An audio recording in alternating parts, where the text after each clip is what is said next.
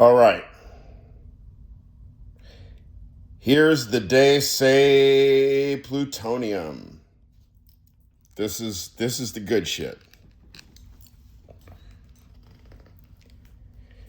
One of the reasons why I just basically say, okay, if you want to learn the day say problematics, you got to start at Der Gedanke, and from there you just figure it out.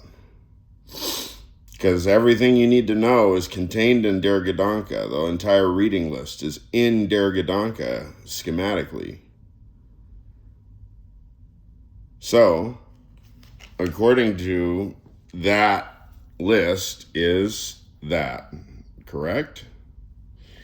And we are in an essay called First Person Statements About the Past.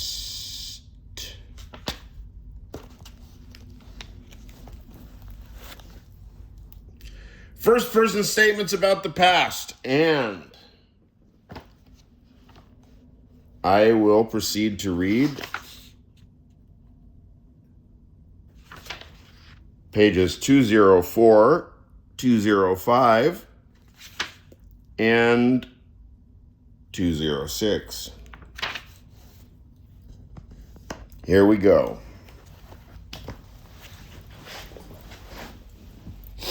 Here we go. Have a seat. Do what you need to do. Yeah. This is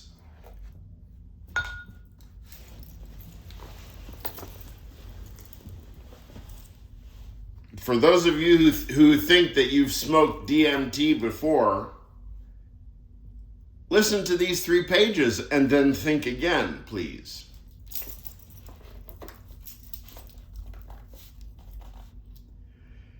The self and the I guises. 1. The Kant-Fregean argument. Colon. Elimination of Fregean reference. Right? So immediately we get into like Marcus Gabriel type territory. I don't know, people love this. What if the Bedeutung is just another sense?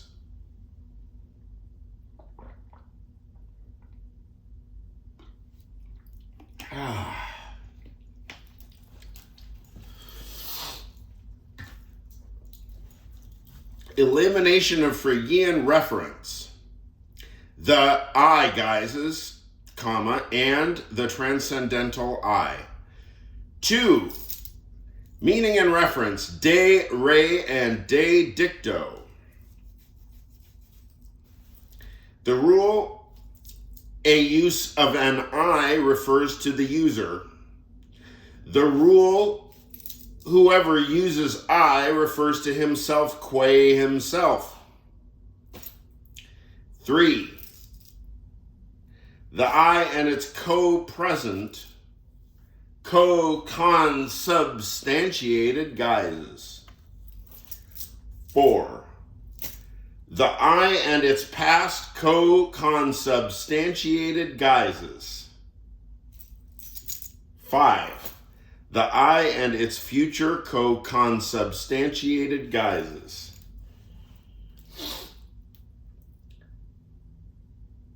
The Kantian Fregean argument. Section 1.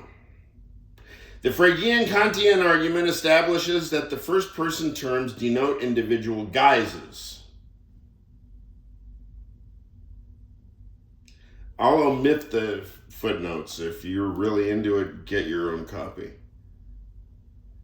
But it also leaves unreduced the true, italicized, genuine direct speech terms, colon, I, now, and here.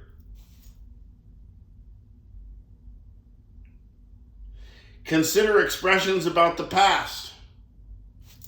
1. I am the one who suffered the worst ignominies. 2. I believe that I suffered the worst ignominies. Questions.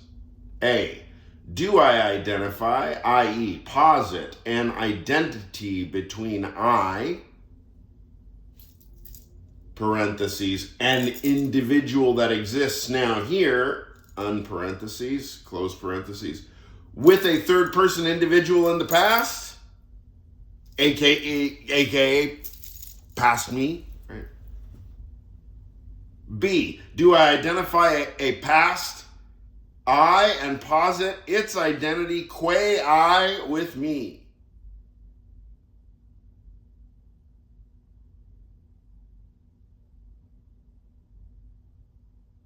Section 2. Dr. Shekill and Mr. Fabian. Dr. Shekill is a psychiatrist whom the Department of Police consults when they are investigating a difficult criminal case and want him to help establish a psychological pattern of the criminal. Unbeknownst to him and to everybody else, Dr. Shekill has been undergoing drastic metabolic changes. Certain chemicals in the salad dressing he likes so much have been affecting him. He has reached the stage that when he has had his salad with his favorite dressing and then takes his regular nightcap, he becomes unconscious. And then he wakes up with a new nasty personality. His facial features also change.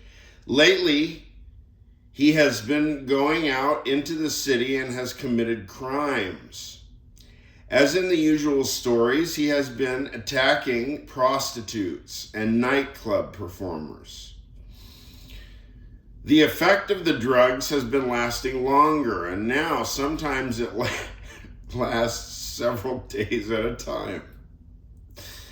Thus, he has rented an apartment in a rundown neighborhood and even gotten a job in a bar as peacekeeper, throwing out drunkards and those who disrupt the standard disorder and noise level.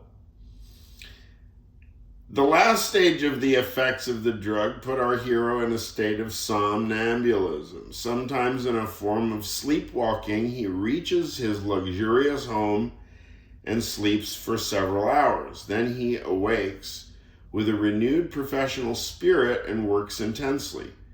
Occasionally, he fails to reach home and falls asleep in a nearby park. When he wakes up in the early morning, he finds himself being Dr. Shekill taking his morning constitutional stroll. In any case, he accounts for his long naps as a deep-seated need for rest after the long hours of intense work. He thinks, however, these gaps are somewhat freakish, both in his unusual, uncanny ability to concentrate on intellectual pursuits and in his immensely recuperative capacity through uninterrupted sleep. He has advised the police about the new crimes. The criminal has been heard by some witnesses to refer to himself as Fabian.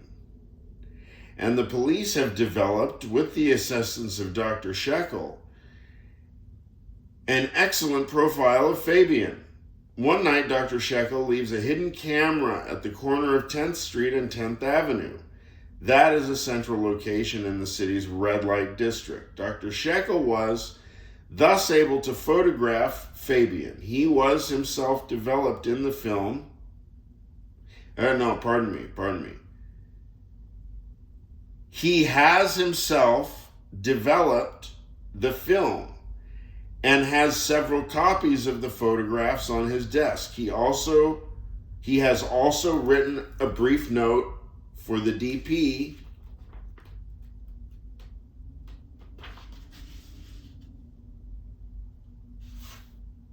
saying, "This is a recent photograph of Fabian. He will attack within the next 2 weeks the Blue Azalea. Stake out this nightclub every night from now on. I suspect that he believes that I will predict the location of his next crime. You must be very careful." Fabian has read in the newspapers about Dr. Shekill and how he has often predicted correctly where he will attack. He decides to have a talk with Dr. Shekill, for whom he has some admiration. Thus, he looks up Shekill's address in the telephone directory and takes a taxi to it. When Fabian reaches Shekill's house, Shekill isn't there. He observes that the doctor has his office nearby and walks toward it. He sees a light inside and decides to enter. He sees his own photograph on the desk and reads the letter to the police. He exclaims, "Very good, doctor. Yet you've got it wrong this time. I will not attack the Blue Azalea. I will attack the red locust."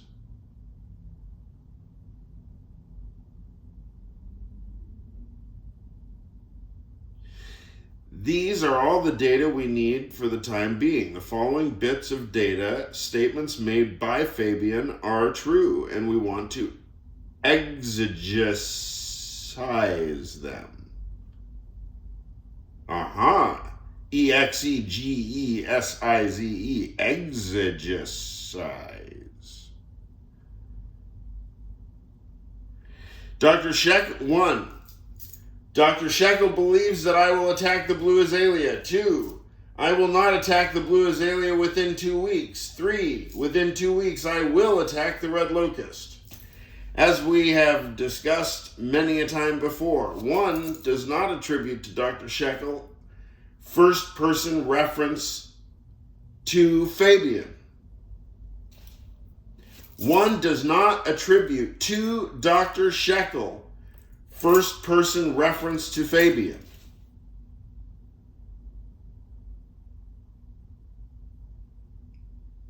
So again, 1, Dr. Shekill believes that I will attack the Blue Azalea. 1 does not attribute to Dr. Shekill first-person reference to Fabian.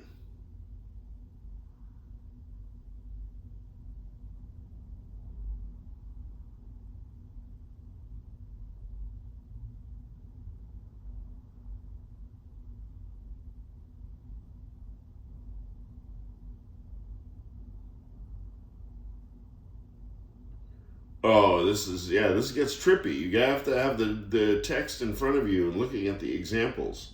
This is fairly mind-bending.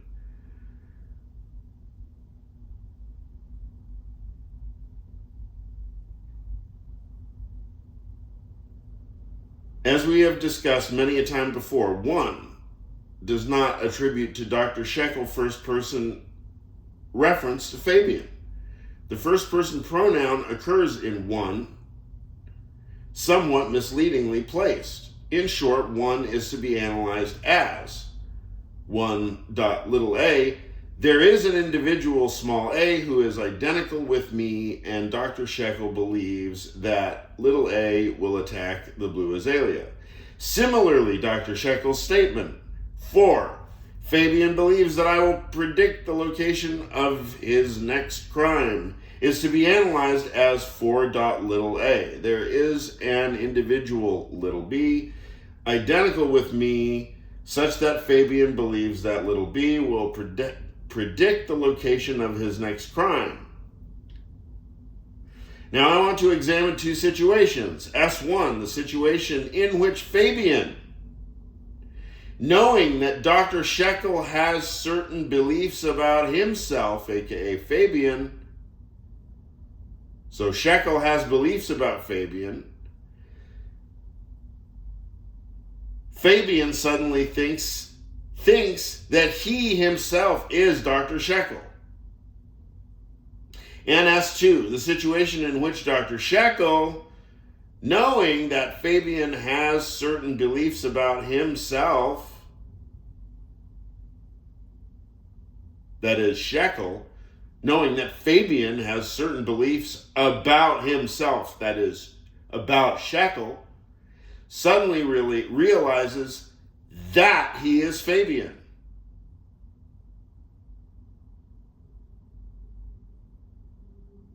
And Castaneda says, I propose to investigate the effects of the believed identification on each person's beliefs.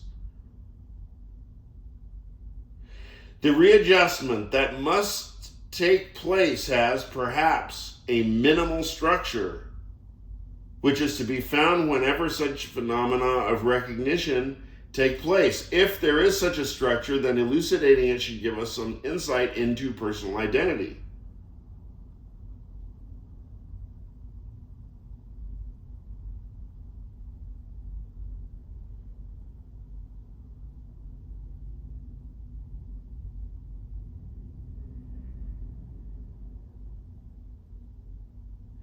So S1 is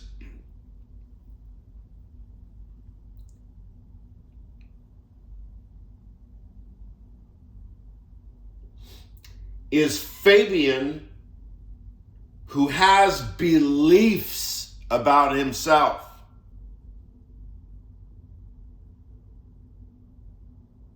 So in S1, Fabian has beliefs about himself.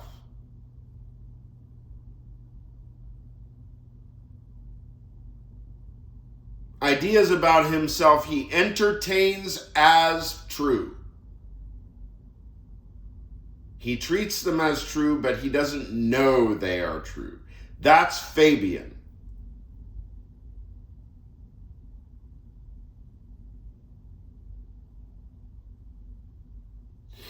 S2, in S2, the situation is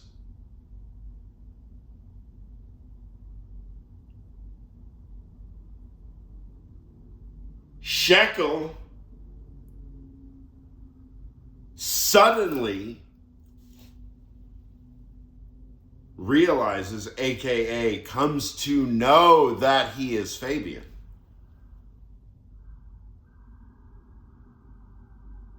So S1 is about entertaining as true. It's about belief about the self. Mere belief. S2 describes a situation where an individual comes to know something about their own self.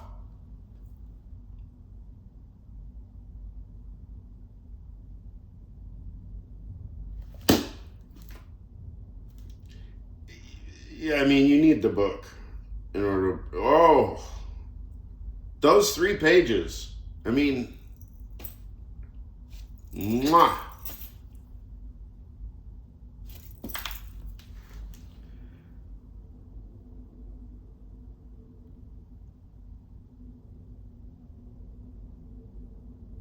The pantheonic, non-Anglo-American, Anglo-American analytic philosopher Hector Neri Castaneda.